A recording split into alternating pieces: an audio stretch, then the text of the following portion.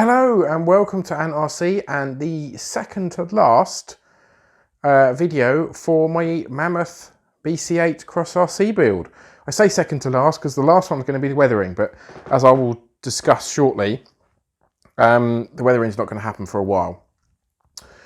So the last video you saw everything was painted and it was due to go together. Well, as you can see, everything is now together. It's had its first run, so it's got dirty wheels, dirty tyres, and there was one issue which was my fault, which I'll go into now. Really, within 50 yards of leaving the car, I've had this before if you watch the other videos, the second servo arm come loose, and that's because I didn't Loctite it into the servo. I should have done, really, should have learnt my lesson. It's now Loctited in. I've tested it today in the house for an hour, lots of steering and it's fine. But I fixed it on the run, had to tighten it a few times, but completely my fault. Nothing failed on the truck at all. So Andrew and I did go out, we observed social distancing, and we were just keen to do some filming. Beautiful weather. I'm editing the film video at the moment, so that will be up fairly soon. But I mean, just look at her. She's an absolute beauty. And she went together perfectly. And she looks superb. I am so pleased with her. Absolutely over the moon. The run yesterday, Andrew had his MC8, again, which we'll see in the video. She performed just as I expected her to. I won't say she outperformed the MC8, a little bit maybe, but that's what I'd always hope for. And we're putting the competition aside, you know, it's a more expensive rig. Later in development, you would expect it to do so. But the MC8 held its own, so no problem at all, really. But so let's go over some of the details. The flatbed's good. I like it. I put a fairly light load in yesterday because I haven't sorted out mounting points. Everything is pretty much fresh from paint. It's a little bit dusty now, but yeah, she looks awesome. She does, I have to say, come out as a much paler blue on video than she does in real life. So that's something that I'm going to have to get used to. And also, she changes colour in the sunshine as well. But yeah, even my personalised number plate for my daughter for her birth date and her initials. So cool. Okay, so I've just switched her on. A little jump cut there because I didn't have the radio on and being a bit of a plonker. So yeah, she's now on. So she rolls backwards and forwards. Excellent stuff. And what I've done is I've messed with the lights slightly. Me and cross lighting kits haven't had the best relationship, mainly because I've been doing something wrong and not understanding it, to be fair. But what I've done, instead of having the indicators working on the front, they're now on the switch. So they both come on, both sides. There's like little running lights, if you like. The lights on the back, the rear reds, they work, and the indicators work on the back. And I did that just to annoy Andrew. I mean, why not, huh? If you can't annoy your friends, who else can you annoy? So yeah, I've turned the fan off because that can be, I thought it would be quite annoying on video and it's not necessary. Also the lights, which aren't the standard lights for the cross kit, they're actually from an FTX crawler truck.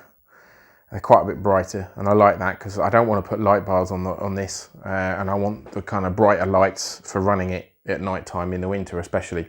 The dome light, I think I said in my last video, isn't wired up. I didn't want that working. One thing yesterday I've realised was that I didn't glue the mirrors in place, and I should have done, so I've glued them in today because they were flapping around all over the place and didn't look very good. So let's have a quick look inside the cab. I love how these doors operate. They are brilliant. Much better than the MC doors. Mine never stayed closed. Now in here, I don't know if you can see, the dashboard lights up. You can try and cover it in there. There's a lot of light in here. Yeah, so the dashboard lights up, which is awesome. And then you've got the cab dome light at the door, the cab interior light up there.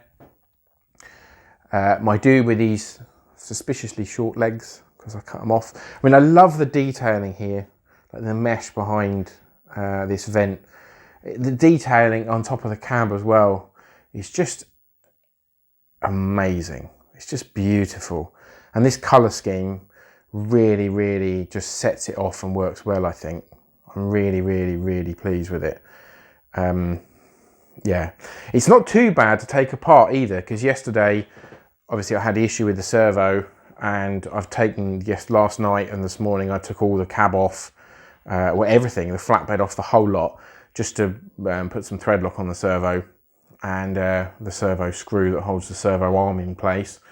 And it wasn't too bad, you know, a bit of a faff, but yeah, not too bad. So let's turn around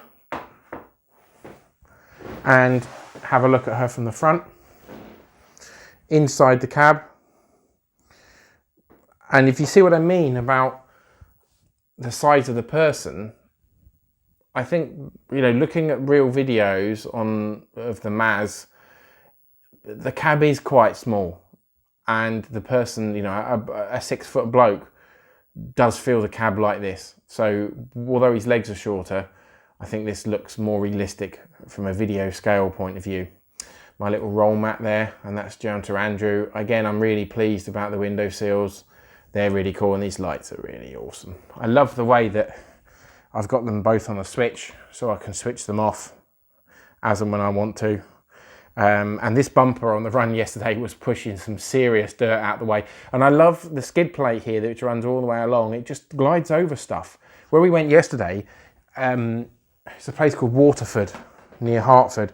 And there's one side of it that we went to that's just got loads of boulders and big rocks, and it just was gliding over everything. It's just a monster, this thing. I was so impressed. And the video footage looks epic. So I urge you to look out for that, because this 6-part build series has all been about that. So what I have decided to do before I start talking about weathering and my delay is, I've always wanted to have an onboard camera. I saw it when we started the channel, not of a cross truck, but of something, another type of truck. I can't remember what it was. This door's quite stiff. I need to adjust it. Right. But I am going to put my really, really cool Mobius run cam, which I love. The Mobius run cam is amazing. I think it's a Gen 2 I've got. I used it on my quads and planes and stuff, and it's just awesome. So I've set up a little bit of Velcro on the seat there that generally won't be in view, and I'm going to test it because I've got a piece of wood that it's going to sit on. I'm charging the run cam up at the moment, so yeah, that'll be something, hopefully, if it works, that you'll see, because in kind of dusky conditions, seeing the lights from the dashboard is just going to be awesome, and having an onboard view. I did sort it out in the MC6, but I had a bolt going through here and I had to run it with the door open. This time I'm going to run it with the door closed. Should look much better. So about the weathering, really, it looks all a bit too new at the moment, but weathering for me, I'm fairly new at it, and I want to take my time and be careful and decide what I want to do, because it's enamel paint, so it's going to be enamel weathering, and a lot of it, once it's done, it's done. And I don't want to ruin this paint scheme. I took so much time and care. If you've watched the channel regular, or if you haven't, go and check out some of the build videos that we've done. Andrew's are really good, and mine have always been a bit suspect. So this paint scheme has come out really, really well. I am so proud of it. So the weathering has got to be very precise and very particular, and I don't know at the moment what I want to do. So in thinking on that, you know, from that point of view, don't touch it. It doesn't need to be weathered right now. I mean, especially all this detailing here. If you weather that properly and well, it will look amazing. So I don't want Andrew to do it. I might ask him for some tips, because I don't want it to look like his, and that's the point. It's got to be my own style, and it's got to be done right. So I'm going to run it for a little while, let it weather itself almost from, you know, it's going to get scratched, it's going to get dirty. You know, like the exhausts, that's got to be weathered, obviously, because it'd be chucking out loads of diesel. It's awesome when you watch the real truck. You get big, like, when you look at it from the front, there's big kind of V plumes of diesel, dirty diesel smoke. They're definitely not Euro 6, that's for sure, coming out of it. And obviously the way that the diesel, the soot kind of sprays upwards, I need to study some pictures so I can get it accurate, because it's going to be good. I'm determined it's going to be good. So that's pretty much it. You know, I haven't run it because of the social lockdown, because of the virus. Andrew and I did social distancing. We were being responsible about it because we wanted to keep, you know, get a video run, and we had a perfect day for it. Weather was awesome. So yeah, video will be up soon.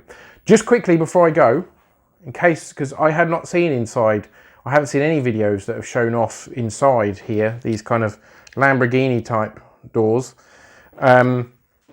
is all the electrics. It's a mess.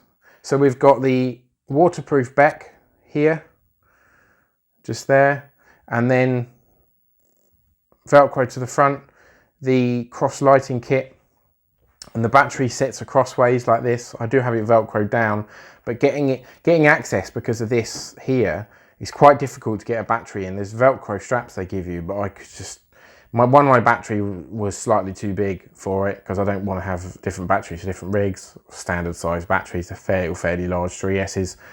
So I put it horizontally with a bit of Velcro to get it in and out. If I turn the truck round, because a lot of the gubbins is the other side, the faff in getting the cab on and off really is feeding everything through this gap down there. If I turn the camera down, yeah, feeding it through this gap down there. And you know, if things are running from the chassis upwards. So here we've got the little circuit board that connects the fan and the two servos. I've got a channel switch here to do the lights. I have got the ESC down in here as well, the 1080, and the on and off switch here, and my radio gear, Spectrum radio gear. Now, it's not clean, it's not tidy. I'm not really that fussed. I quite like it like that. I could tidy it up, but for me, the way it is, I can fiddle with it and get access to it and move things, because then it will cable tied, and it would just make my life harder if I wanted to strip it down, I think. But yeah, I'm happy with how it is. It's gone together well and it all fits in there.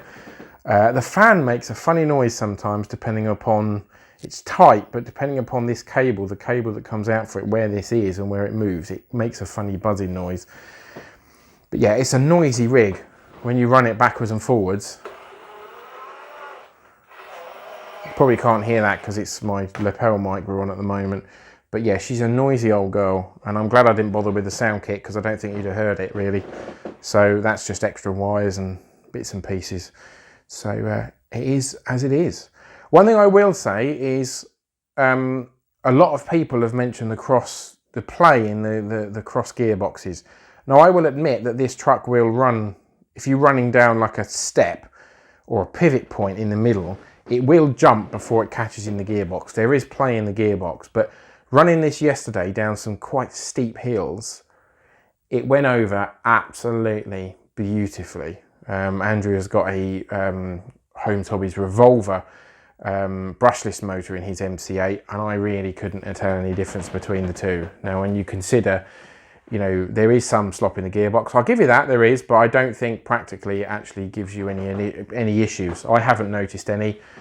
Downhill control has been absolutely brilliant, you know, so pleased with it. It has given me the adrenaline bug. I had finished this, what, nearly 3 weeks ago now, 2.5 weeks, and run it in the garden and in the house, and I was a bit, not dejected, but it's my dream rig, and having run it yesterday, I am absolutely, I've got the bug and I want to run it as much as I can, and I cannot wait to share those run videos with you. We're dedicated to getting the filming better than it's ever been, and this is going to make it just so much better. So thank you for staying on the journey with us. If this is the first time you've seen this video, please go and check out all the others on our channel. There's an unboxing, there's all sorts of stuff. There's a big story behind this truck, and yeah, it's been an awesome build. So thank you all for your comments and your support. Hope you're all staying safe and well, and yeah, catch up soon. Please like and subscribe, and wait for the run video. Bye for now.